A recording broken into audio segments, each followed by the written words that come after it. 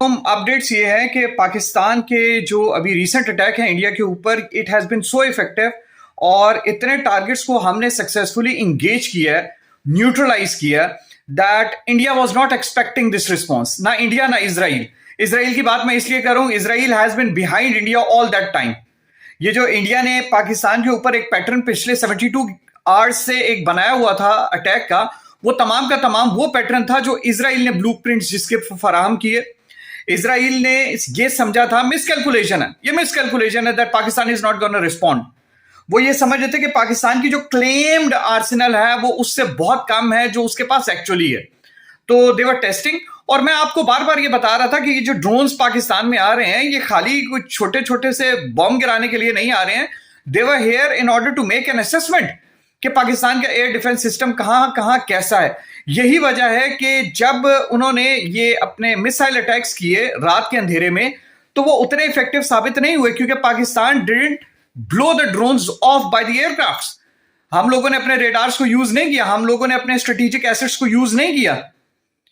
इसी वजह से ड्रोन्स बहुत अंदर तक पाकिस्तान में आए और उन्होंने शहरों के अंदर तबाही मचाने की मुकम्मल कोशिश की। क्योंकि जाहिर है जब भी ड्रोन गिरता है इट एक्सप्लोड्स।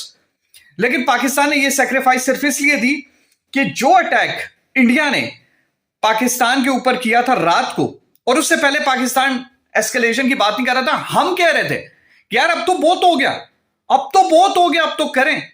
और पाकिस्तान ने जो लास्ट नाइट अटैक इंडिया ने किया उसके जवाब में वो अटैक किया है, वो काउंटर ऑफेंसिव किया है। दिल्ली तक हम पहुंच गए, दिल्ली तक पहुंच गए। मेरे एनालिसिस के मुताबिक पाकिस्तान को अमेरिका से जरूर ये प्रेशराइज करने की कोशिश करेंगे कि सीज फायर हो। जब तक हमें ये गारंटी नहीं मिलती कि इंडिया अगले 2 साल 3 साल 4 साल बाद कोई टेररिस्ट अटैक होता है, और वो इस वजह से होता है कि इंडिया के बहुत सी स्टेट्स में इंडिपेंडेंस मूवमेंट चल रही है। तो अगर कोई अटैक ऐसा होता है तो पाकिस्तान के ऊपर बिला जवाज आप अटैक कैसे कर सकते हैं? तो जब तक हमें यह एश्योरेंस नहीं मिलती है, हमें यह एश्योरेंस चाहिए। इंडस वाटर ट्रीटी का कोई ऐसा हल हो जो परमानेंट हो, वो चाहिए। इसके बगैर मुज़ाकरात पे नहीं बैठेंगे, नहीं बैठेंगे। तो पाकिस्तान ने पहले कहा था कि मत आए इस तरफ, मत आए इस तरफ, बहुत जबरदस्त जवाब मिलेगा। तो आपको बहुत जबरदस्त जवाब मिला। आप इंडिया के चैनल्स की टोन अभी देखें, आप अभी उनकी टोन देखें। इंडियन एयरफोर्स पायलट को हम लोगों ने कैप्चर कर लिया। पाकिस्तान ने क्यों ड्रोन्स भेजे? अच्छा, दिस इज इंपॉर्टेंट। पाकिस्तान ने ड्रोन्स इंडिया में इसलिए भेजे थे कि पाकिस्तान न्यू कि in any attack inside the territory we wanted to make sure that there is going to be no loss of our air asset and pilot inside the territory. तो जबरदस्त planning, जबरदस्त planning, जबरदस्त execution और best of luck. मुसलमान जंग से नहीं घबराता, जंग इंपोज हो जाए तो फिर it has to go to a conclusion now. It has to. You stop playing the bully over here.